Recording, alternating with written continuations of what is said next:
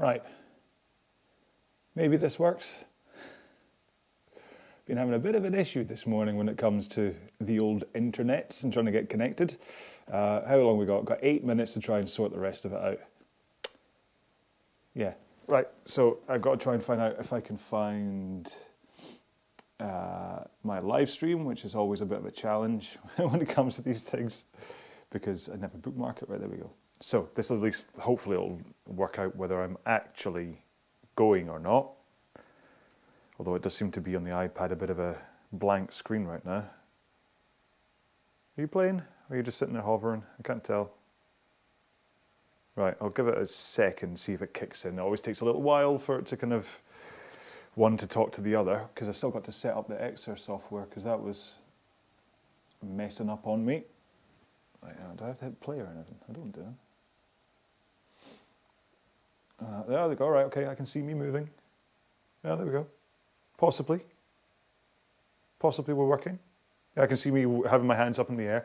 Right, yeah, sorry, I had real internet problems this morning. Nothing would connect, so I've spent the past 7 minutes resetting routers and, and doing various things, so I'm kind of running low on time, aren't I? Good morning, everybody. Oh, there we go, there's CBDB. Good morning, you can see, thank you very much. Right, so I've got to try and connect the RP3. So you can see I am on the big noisy beast today. Thank you very much, for the way, CBDB. That was very nice of you to say good morning, because you can tell I'm a little bit of a, oh, what's going on mode today.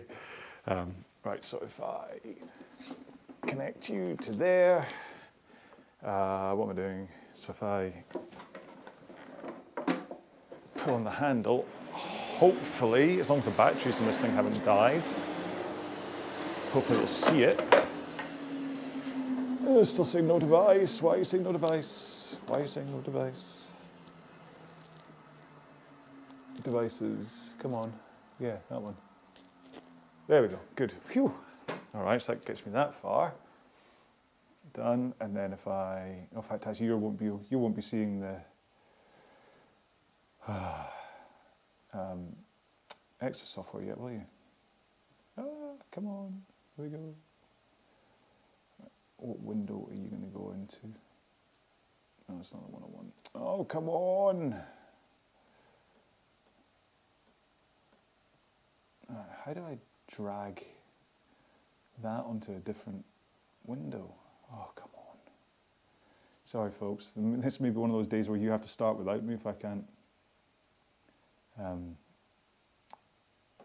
Application capture, display,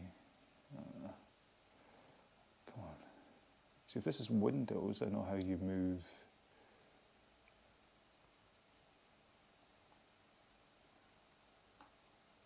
There we go, that's it. So now if I do that, hopefully, macOS screen capture, oh, come on.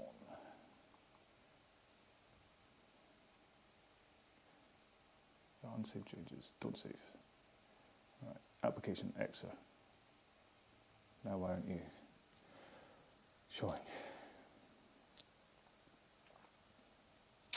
Sorry, I know normally I'm talking away at this point, but that's not happening today because I'm a little bit macOS screen.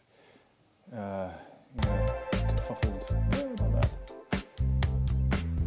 Application capture. EXR. See it. Got to make sure to turn the volume down, because that was a problem that time, wasn't it? Now I've got to fit on the screen. Well, I've got 4 minutes to get this done. Make sure and do some light rowing or something. Warm up while you're watching a man mess around with.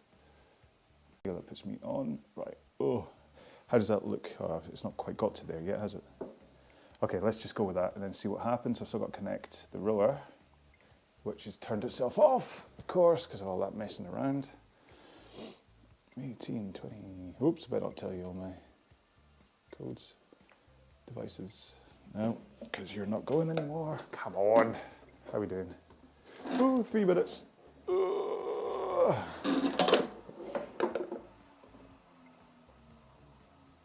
come on, you should see you now. Come on, searching for rowers on EXR. Or not. All I can see right now is my iPhone.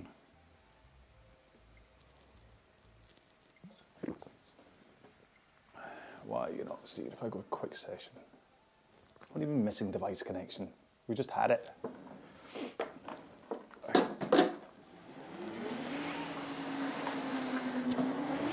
Right, you can see it now.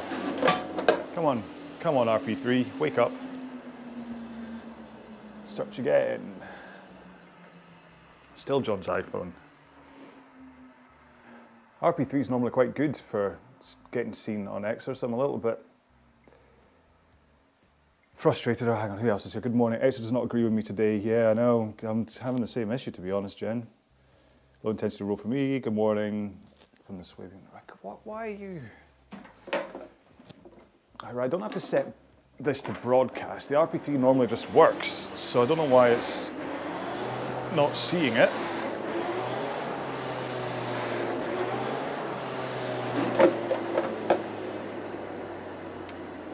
No devices found. Yeah, no duh. Wait, is it just quit? Oh no. Can't find your rower. Make sure it's turned on. Bluetooth is on. Bluetooth is on, because otherwise it wouldn't be connecting in the first place. Do I have to? Right, if I don't get this sorted by the time the row starts, just start rowing, okay? Just start going, and then we'll...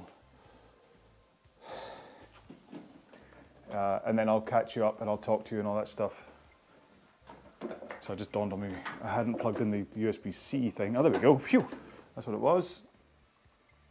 Oh no, oh dear, I'm just on that thing of doing the touch screen on my Mac, because I'm so used to it. Right, where are we? 8:59, oh, am I gonna get there in time? Not gonna get time to, let's go. I'm not gonna get time to connect my heart rate monitor, but I'll turn it on though. All right. Oh, let's see if we can get there. How long have I got? 19 seconds to go. Enough time for a swig of ambition. All right, zip up my pocket and we're going in 8, 7, 6, 5, 4, 3, 2, 1, and we're off. Just as I saw a wee message from Darren Hughes saying good morning. Good morning, Darren, how are you? So, hopefully you can hear me over the noise of this thing. It's a lovely machine to row on. Good grief, it's loud. But there is Darren Hughes. I can see him right next to me. Right, well, that was a bit of a panic this morning, wasn't it? Good morning, Tobias. Yeah, that was a little bit of a panic. Trying to get everything sorted. I didn't even get my backside comfortable in here. So, let's all take a moment. Let's breathe. Let's add to my list of things that I need to remember, that I obviously need to cable in the RP3 monitor to the little Amazon Fire that sits on top of it, that then transfers the data to EXR. Didn't even get time to strap in today, so I guess strapless row for John today. But it must be said, the RP3 is designed perfectly when it comes to strapless rowing, because there's no momentum to that you have to stop at the back. It's all soaked up by the movement of the machine going away and the fact that the seat floats. So it's kind of like rowing on a boat. I can hardly hear myself think today. Is it always this loud when I'm on the RP3? I suppose usually I've got my Discord headphones on, so I don't hear how loud things get. Right, I'm not really keeping an eye on sprints and things, but the first one, if I haven't already missed, I'm in the middle of the current sprint, I am. I never sprint the first one. They always come up a bit too soon in these rows, so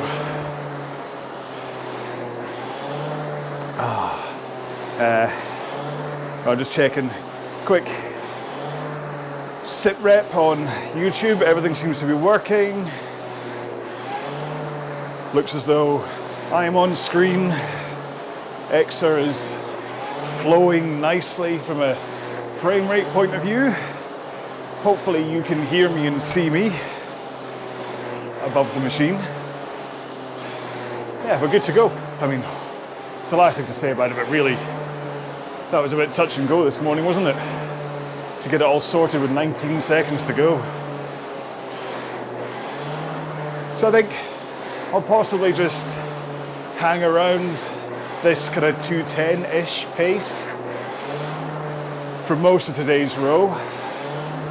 Like I say, once, maybe next time round for the sprints, I'll do a sprint. Although that looked like it was a 500 meter one, so quite glad I skipped that one. Okay, and that's our usual 4-minute waffle, just to make sure that everybody is settled and that you're warmed up and all that kind of stuff. There's a few things I actually thought today, pre-row, about a couple of things I wanted to talk about. And it's all gone now. My head's gone blank.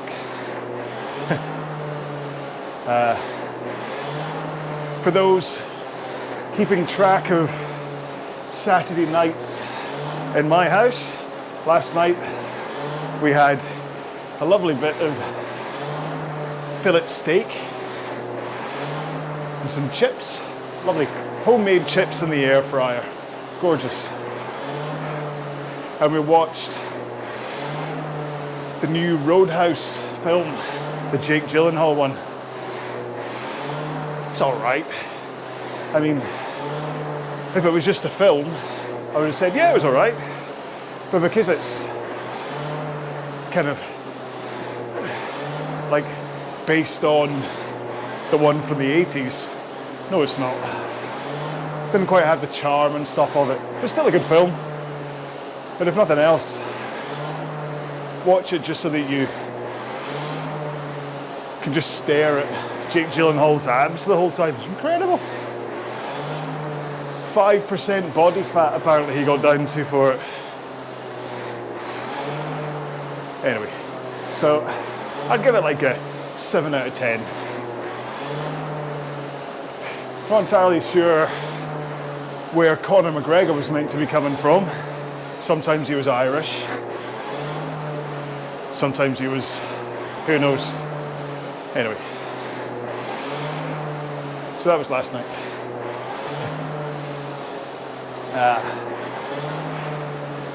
Right, so let's do a technique check-up before we get too far into today's row, as being where, what's that, 6 minutes in? You've got to make sure my RP3 is 2 minutes ahead of EXR, so I think when I said 4 minutes before, I was 2 minutes out.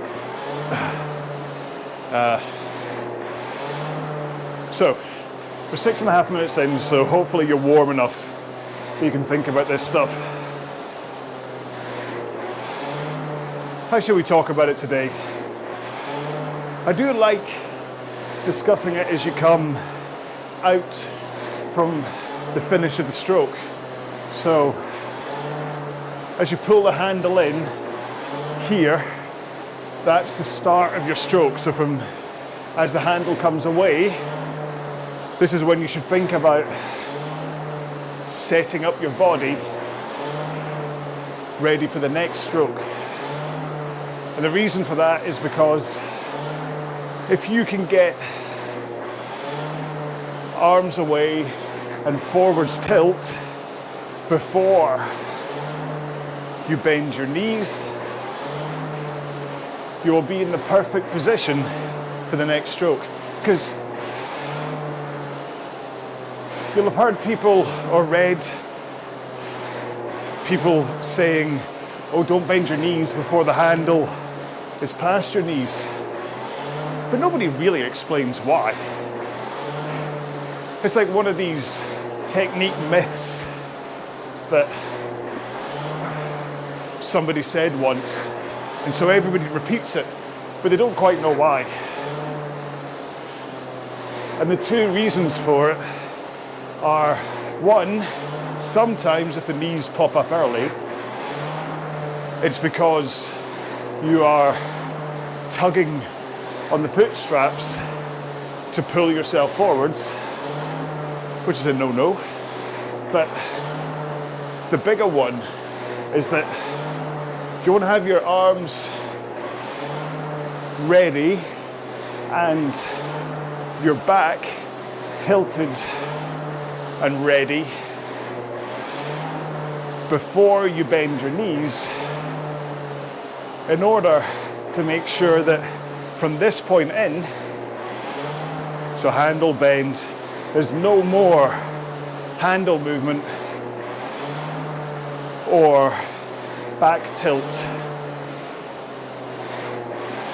I'm sure there's possibly momentum reasons for that when it comes to rowing on a real boat, but as far as indoor rowing is concerned, it's about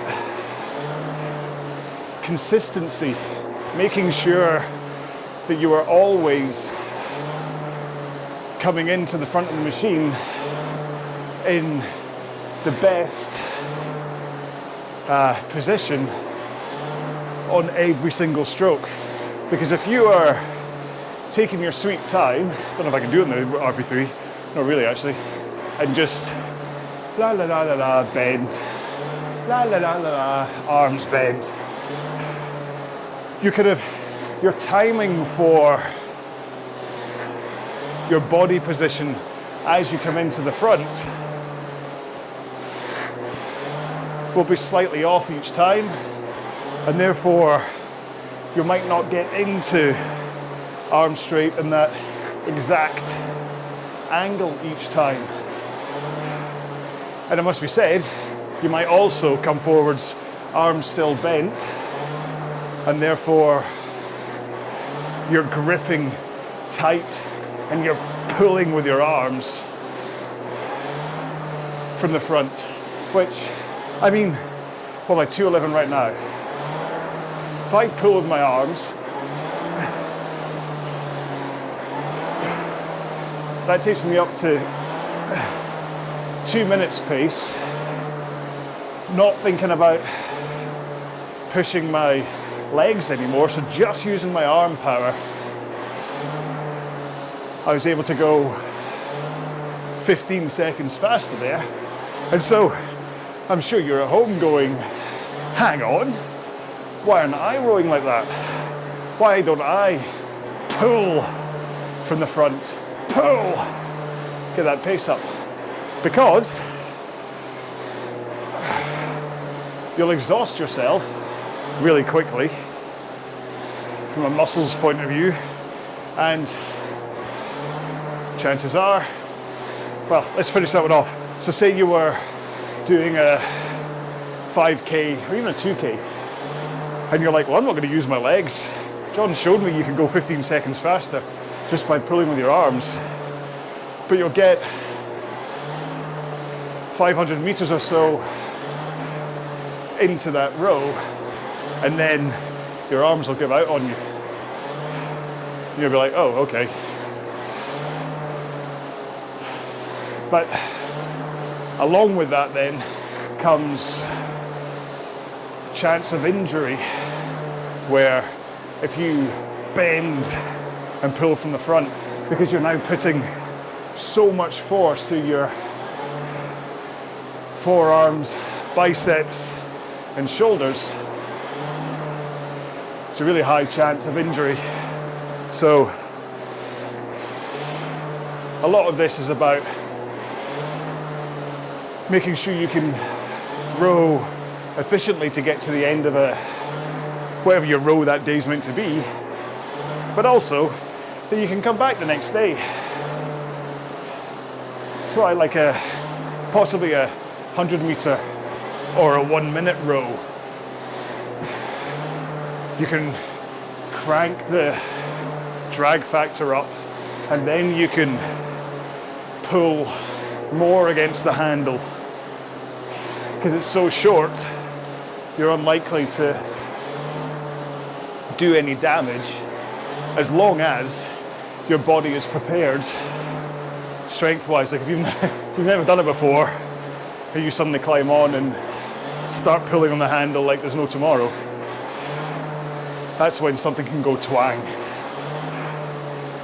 So still train yourself if that's something you're going to do in those short sprints. Anyway, sorry. That was a diversion. So, what I want you to do is as you finish, handle away. Think about that first. So handle comes in, handle goes away. And you don't have to worry about the back lean for the time being, okay? We're just practicing the rhythm of handle in, handle out. Dum-ba-da, dum-ba-da. Hum-ba-da, dum-ba-da, dum-ba-da-da-da. Hum-ba-da, dum-ba-da, dum-ba-da-da-da. I'm all out of breath now. But yeah, so in, out. Same pace. I'm not throwing the handle away from me. I'm not scared of it. Okay, you see this? Loads. Really tense. Triceps popping. Rigid arms. As people put it out. But you don't. You just ease the handle away. Nice and relaxed. At the same pace you pulled it in at. Hopefully all of that is giving you enough time to be working on that. Nice fluid rhythm, in, out. And now, let's think about the back rock. So as the handle comes away, I want you to sit up and forwards. So up, almost like you're looping up like your force curve. So up, forwards, up, forwards, up, forwards. Okay, it'll feel weird because you're concentrating on coming up. Eventually, it just becomes second nature and no longer feels weird. It just feels like rowing. But handle up, forwards. And that up is what undoes a kind of slumped, sloppy posture at the back. So I can finish all low, but then I sit up and forwards and I reset back to my muscle memory posture because I've gone up and forwards. Does that make sense?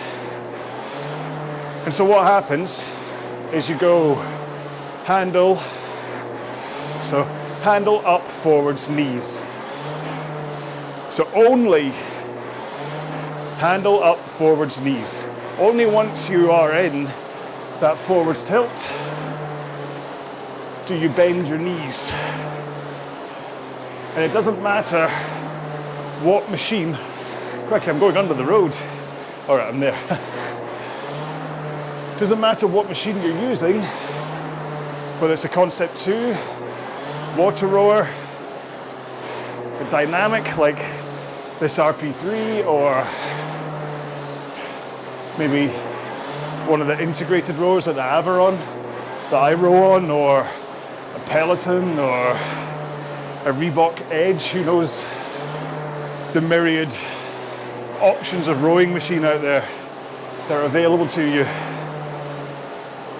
But as long as you have a machine that allows you to have your arms straight out in front of you and a forwards tilt as you come into the front. That's what you need to do.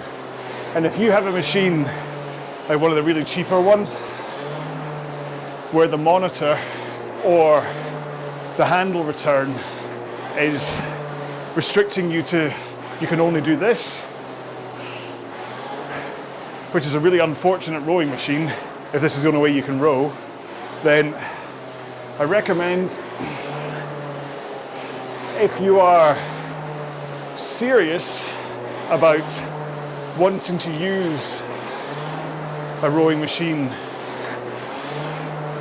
to help your fitness goals and maybe weight loss goals, strength goals, I really recommend looking into a better machine. Now, do we have a sprint coming up, or is that the end of? Oh, it is. So cool. All right, let's go sprinting in 2 more strokes time. 1 more. Okay, I'm going to sprint, or at least I'm going to take it up to whatever this pace is. Notice how much louder the RP3 gets when you sprint. I did a video on my YouTube channel looking at noise levels between Concept 2, Water Rower, my Aviron, and this RP3, and it won't surprise you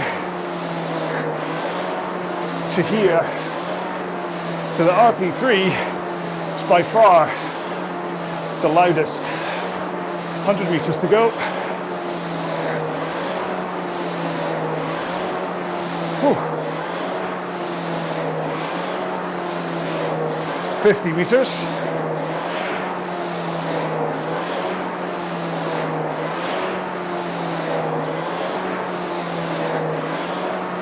There we go. Take it nice and easy. And that got me a PR on that stretch of this course. There's Robert Austin. How are you, Robert? Oh, HP's here as well. You look and sound fab as always. Thank you, CBD.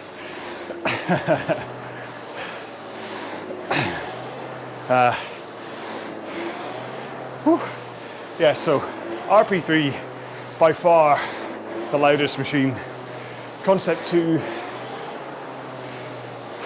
was a lot quieter, but still second loudest. Then the Aviron, and then the Water Rower. So if you're considering buying a rowing machine and noise levels factor into your decision, then a Water Rower is a good choice. What I didn't look at was the purely magnetic ones, mostly because I don't have one. The Aviron uses a magnetic resistance and a flywheel, but at low resistance it's all about flywheel. It's only when you really crank it up that the magnet kicks in. And I didn't test like the hydraulic piston ones. They would be the quietest of all, but they are pretty much, all of them don't let you row with a proper technique, so I wouldn't recommend them at all. Remember, what I'm saying is you need to be able to get arms straight and relaxed in front of you and tilt forwards as you come into the catch. If you can't do that, then look at an alternative. And the point of that then is being able to push your feet into the machine and for the power to come up through your body into your hands so that that power from your legs goes into the machine. Now, every now and then people will send me a video of them rowing, and often the question will be, why can't I go faster? And I'll try and demonstrate this, but there's a guy, Felix, who was in touch yesterday, and when he pushed, the power from his feet kind of pulled his body forwards. I can't really do it on the RP3. As he pushed with his feet, instead of the power coming up and into the machine, what it was doing was just pulling his upper body down and forwards because he wasn't kind of bracing against the handle. So if you're really loose here and you push, nothing happens, okay? It all just goes a bit meh. Okay, everything here is slumped. I've not got a braced core. Arms are, and you can see I instantly, at a faster stroke rate, I dropped 10 seconds pace because I wasn't getting the connection. And I think that's everything else I can show you here, okay? So I can show you arms away, forwards tilt. I can show you push with the legs while you hold arms straight and forwards tilt. And I can show you pulling in at the back of the stroke, not at the front. What I can't show you is the connection timing between feet and hands. You just have to kind of just hear that whoosh and see that I'm still in that forwards tilt. But totally what I can't show you is that brace that you have to do. I'm not doing this sprint, okay? I'm on a chat, so I'm going to continue this thought. So as you come forwards, you need to, it's about the core. Brace the core. Not like, you're not going to get punched. It's not like a, but as if you were just tensing your abs, ready to do a sit-up. That's what you're looking for. Or, I don't know, I'm trying to think of a good analogy. I've not come up with a good one yet for what's similar. Like say you were brushing or, I don't know. But basically, you need your core and arms to brace against the handle as you push so that you get that kind of powerful connection. Again, it's not about tensing and pulling and bending the handle. It's just about pushing with the legs with that braced core. And what that does is it gives you that kind of, I'm going to say rigid, but it's the wrong word, but that stable upper body and arms so that as you push your legs, you don't sag against it. You're able to, it's almost like your core is, how is it fighting against? It's not fighting against it either, is it? Bracing is really the best word here.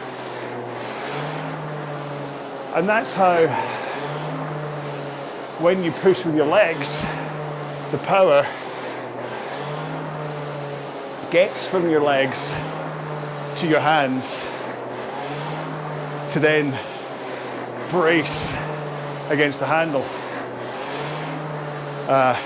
And what that quite handily leads into talking about is how you can attenuate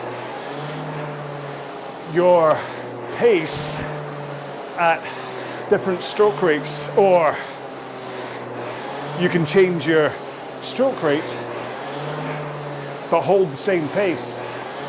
So if I, hang on, I want to get into time a bit here so I can do this. So, right, this is me rowing with my kind of easy zone 2 pace here. 2:13, okay? So I'm rowing 20 strokes a minute, and I'm 2:12, 2:15 pace, depending on, yeah. So let's settle down. Say I'm between 13 and 15 as I drop to 16. Very good, John. So now, if I hold 20 strokes a minute and push harder with my legs, I'm still at the same stroke rate, but because I'm putting more power from the legs, I'm going 6-7 seconds faster. And if I really power,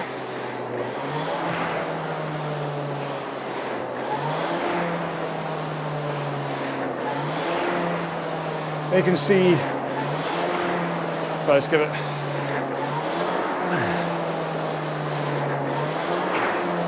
there you go, so 1:53 pace. Could have gone faster, I think, but I don't think you need to see that anymore. So 1:53 pace is what, say 18 seconds, or, well, 20 seconds. Yeah, 20 seconds faster, but at the same stroke rate. And that's because I'm pushing harder with my legs. And certainly on this machine, when you push and put more power in, you really do feel the weight of the flywheel increase. So what that means is that it feels heavier to turn, and although pushing harder will give me a slightly faster drive speed, because the flywheel is slowing as I'm having to fight against it, it's almost putting the brakes on my stroke. So at 20 strokes a minute, let's go backwards here. 20 strokes a minute should be 1 second drive, 2 seconds recovery, okay? And that's how I'm rowing right now at 2:15 pace. But then if I add in power, I'm still 1 second drive, 2 seconds recover. It's actually a bit of a revelation to me. Never really thought about it that way. And the reason is that the increased weight of the flywheel is slowing me down. So, because usually if you push harder with the legs, you'll go flying back quicker. But because you're fighting against the increased resistance of the flywheel, because that connection means I'm putting in more power, that's how I can still maintain 20 strokes a minute at that power. And it also means that if I push with less power from my legs, there's less resistance for me to fight against, and I can still because I'm putting in less power, less resistance to fight against, it's still a 1 second drive, 2 seconds recovery, stroke. Does that make sense? But it's all, this is why Concept 2, RP3, and I'll do the same test on the Water or on the Aviron, but that's why they're perfect, especially when it comes to stroke rate training. And so then look at this a different way. So I think one of the EXR training programs suggests that you row at, let's say 215 pace at 20 strokes a minute, but then you bump up to 22 and then 24, 26, but always holding the same 215 pace.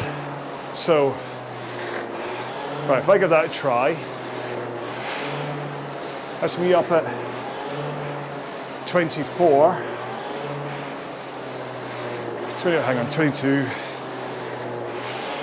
And so I'm just not pushing quite as hard here with the feet. And so I'm not fighting all of the air going through the fan. And so that allows me to increase my stroke rate, but my speed remains 215. Let's see if I can get even. But really, the higher rates I go here, the more I feel I have to choke my stroke. So 28 strokes a minute, 29, still 215, because I'm not pushing as hard with the legs, but because I'm taking more strokes, the amount of watts is still the same as when I slow it right down to 20 strokes a minute and hold the same pace. Does that make sense? And to be honest, I've been kind of talking about stroke rate increases being that at the drive, you increase the drive speed. And that's true to a point, but it's really kind of the truth is, so when it comes to trying to increase your pace and your rate, you can increase your stroke rate, you can change your pace while holding the same stroke rate, but your drive speed will remain the same. Yeah, that's what I'm trying to say. Anyway, sorry, somebody asked me about that yesterday. I think it was HP, in fact, had asked, how do you hold the same pace at different rates? And that's what it is. I guess the kind of the little coda on that is that the more push you put from your feet, the more you have to brace against the handle, okay? So if you have that connection right at the front of the machine, as you push, you'll feel that that brace is a lot stronger than if you're just tickling the machine, all right? Like if you had a force meter. In fact, well, I have a force meter on the RP3. So when I push, that's 405 newtons. So let's say 400 newtons going into the machine. But when I ease off, that's only 250 newtons going into the machine. And you can kind of equate that to your brace against the handle, because that's how the power is getting in there. So the point of that is that if I'm bracing against it at 400 newtons, when my legs and back fades, and all I'm left with is my arms. Because my arms have started off bracing against the handle at 400 newtons, there will be a more powerful finish to that brace. That's like that point there, the last kind of quarter of my drive when I pull the arms in. Because my arms start off at 400 newtons, they then, like in the force curve, they drop down from that, but they do start at a higher point. Whereas, if I'm only putting in 250 newtons through the stroke, it's a much weaker connection, and so therefore the arm pull also is weaker, okay? I mean, I can go and try and tug in that last bit, which actually is quite funny for the force curve. Force curve goes right at the end. Anyway, so that's it. So leg power and how you brace against the handle is how you can change the amount of power that goes in. And it's about that leg push, but also about that continuing power into a pulling finish too. Everything's connected, even the leg and back connection, because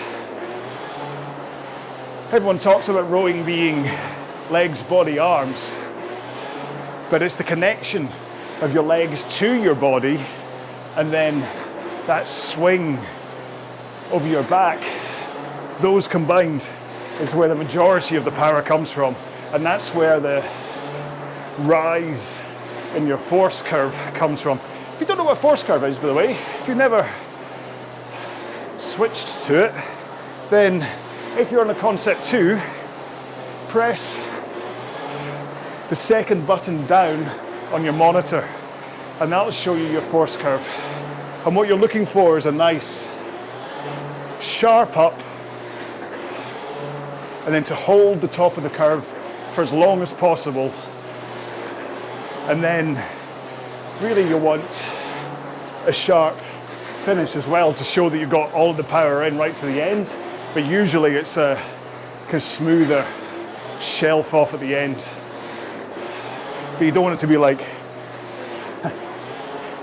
a ski slope. Well, it could be a very steep ski slope, I suppose. Sorry, I've been going on and on and on about that, haven't I?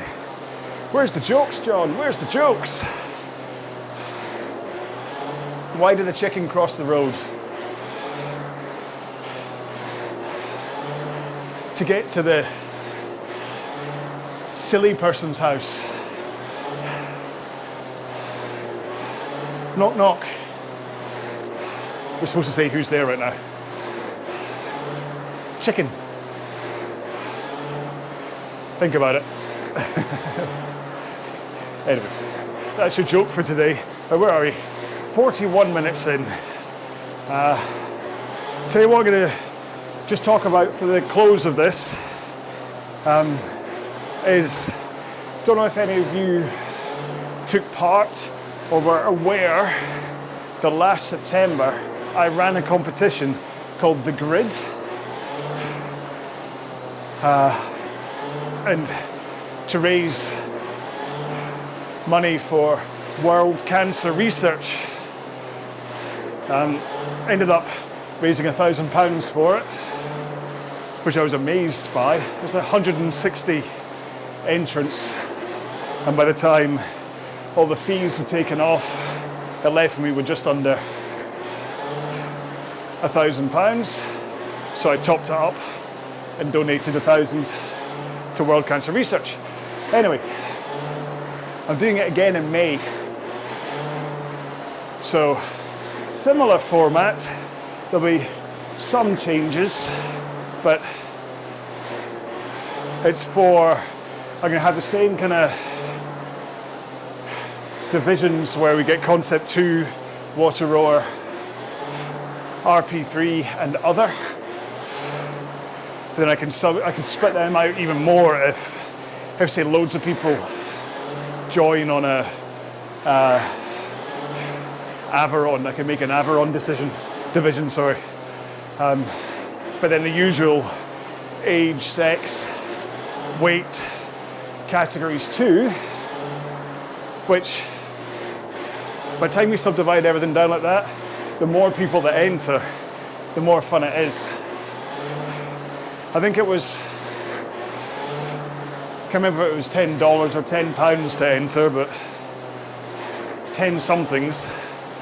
Yeah, and the point is that you take the first 12 of the Concept 2 ranked workouts. So that's 100 meters, 1 minute, 500 meters, 4 minutes, 1,000 meters, 2K, 5K, 6K, 30 minutes, 10K, and 60 minutes.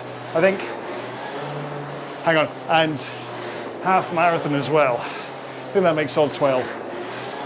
But you only pick 4 of them. Oh, I missed the sprint, sorry. Too busy talking. You only pick 4 of them. So one from the first 3, another from the next 3, another from the next 3, and another from the next 3. And then it's all about where you place for your choice as to what kind of scores you get. It all makes sense when you read it in full. Anyway, I'm running it again from May, mostly because for the people who did it in September, you've had an whole indoor season of training. And so it's a nice thing to test to see if you've improved since last year or last September. But also, I want to try and see if I can make more than £1,000 for cancer research, or World Cancer Research Fund. So keep an eye on my socials and the website and stuff. I'm sure I'll talk about it more. Oh, one more stroke. That was definitely on the gentler side for me today. I was too busy talking. Sean Corkhill, thanks for the row. Stayed in zone 2, so was behind. Have a good Sunday, everybody. You too, Sean. Thank you for joining. And listen, so did I. Didn't have my thing to tell me where I was heart rate wise, but I could tell just from an effort point of view, from like a perceived effort, that was a nice gentle zone 2 row for me as well. The fact that I'm hardly out of breath now and we're only a few seconds finished shows how, but that's the point. What it means is hopefully that this morning's row is just kind of kept me going, and then I'm not going to do any training tonight, but it means that I'm probably going to be okay to train tomorrow without having to take any kind of rest days. So I've run a couple of weeks together because I am not here next Sunday. I'm off to, I'm just not here. So there's no Rise and Row next Sunday morning. As usual, thanks from Tobias. It's a pleasure. Thank you for coming. So next week you'll have to deal with yourself. But it's Easter Sunday, so maybe you're all going to be throwing chocolate down your mouths anyway. Hopefully not at 9 o'clock in the morning. That's not a very healthy breakfast, is it?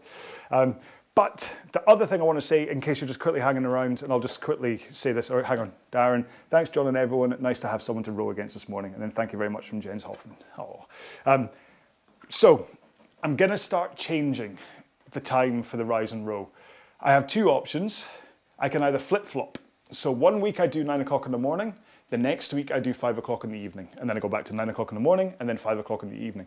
And I'm going to do that through the summer, and then maybe come September, October maybe, I'll then go back to just doing the 9 o'clock in the morning ones when it gets dark outside and people come back inside. Because really, we're getting to the point where people are going to start going outside, either to row outside or going out on bike rides or going out with family, all that kind of stuff, and maybe a 9 o'clock in the morning row in the UK anyway just isn't something that you're looking to. So In which case, hang on, who we got? Ben Sugden. Thanks, John. Nice steady 210 at 20 strokes per minute. Good zone 2. Fantastic. Great row. Well done.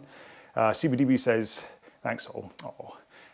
Yeah, so that's option 1. Is that I flip-flop between 9 o'clock and 5 o'clock, so that way I can take care of the UK market and the US market on a week-in, week-out point of view. Or the other thing I was considering doing was just making it the 5 o'clock in the evening one, okay? And it's like dropping the 9 o'clock one entirely for the entire summer. I kind of get the feeling the flip-flop would probably suit people more, but do get in touch. Okay, so CBDB, she's the first one to say she likes the flip-flop plan. The flip-flop, well, at least we've got the image now, just a pair of flip-flops are gonna come up. But yeah, I mean, and I've already checked with the EXR folks, and I kind of suggested to them I was going to make it just the 5 o'clock. But the more I think about it, the more I think actually, because there's going to be weeks where I'm going to want to do something in the afternoon, and I don't want to get home when it's the summer. I don't want to get home for 5 o'clock and think, oh, I've got this row to do. And there's going to be other weeks where I want to go out and do something really early in the morning, and I don't want to do something at 9 in the morning. So I can kind of flip flop because the summer's coming. And I mean, I love summer. I love being outside, and I don't really want to. Even then, I think when it comes to if the sun's out, expect these RowAlongs to be outside. They're not going to be on the green screen, okay? So, yeah. All right, Darren Hughes, flip-flop for me as well. Okay, right. I think unless there's some, I'm going to put this into the community then, unless there's some real kind of people going, I don't like that. And the thing is that the row can still happen at 9 o'clock in the morning for the weeks I don't do it. I mean, somebody else could step in and take it, and I could kind of, or whatever. I mean, just because I'm not rowing doesn't mean you don't have to row at 9 o'clock in the morning. It just means that the group row isn't happening. So yeah, so let's maybe go with that. I'll put it to the community, see what they say. But judging by what Darren and CBDB says, I think that's what we'll probably do, all right? So, and I'm gonna do that from, I don't know actually. I mean, I'm always tempted to say I'd start doing that when I get, after like kind of this week's stop, but that might be a bit too soon to kind of throw this at people. So again, I'll put that out in the community, but regardless, where are we? Yeah. Regardless, I'll definitely, so not next Sunday, but the Sunday after, I will be back here at 9 o'clock in the morning to do that one. And then we'll decide whether at that point we're then flipping to 5 o'clock the next week and whatever, because I want to be outside, right? Anyway, hang on, David Parkinson, last one from him. David in Wolverhampton, great session, everyone. Thanks, John. No time preferences going forward. Happy just to go when you say. Have a great Sunday. Oh, fantastic, David. Thank you very much. Yeah, everybody have a great Sunday. The sun's out in Glasgow. This is why I'm probably all like, I want to be outside. So, although weirdly the sun's out in Glasgow and we're off to see Ghostbusters today. It always happens that way. When we plan to go to the cinema, the sun comes out. So everybody should thank us for our cinema plans. Thank you so much for joining me for this morning's row. I apologize to anybody who started off on the live stream this morning and had to put up with me frantically trying to get my tech working. We got there in the end, which is a good thing. A little bit close call, I must have said, but yeah, we got there at the end and we all had a good row in front of us. I hope you enjoyed it. Please get in touch and let me know whether you did or not. Let me know if you have any thoughts about the flip-flop plan or whatever. Remember, info@rowalong.com is my email, or you can find me on the various socials. Until I see you all again, whether it's on another live Rise and Row workout or whether it's on any of the myriad videos, there we go, this is proper use of the word myriad, that I have up here on the YouTube channel, then yeah, I hope you enjoy them. Get in touch and say hello and all that stuff. And in the meantime, have a fantastic Sunday. Have an incredible couple of weeks. Enjoy Easter. If you have a break at all next week, whether you celebrate Easter or not, if you have a couple of days off, enjoy that. If you do celebrate it, enjoy how you celebrate it. If it's just about chocolate for you, enjoy your chocolate, okay? We all have different ways to kind of enjoy that kind of thing. So, and then this is the part where I go in and I say, I'm going to say goodbye, and then we'll have to click a couple of buttons. So, thank you. Is there anyone else? No one else has said anything, so I'm going to say goodbye. Have a fantastic Sunday, folks, and I will see you in a couple of weeks. Until then, bye-bye. And again,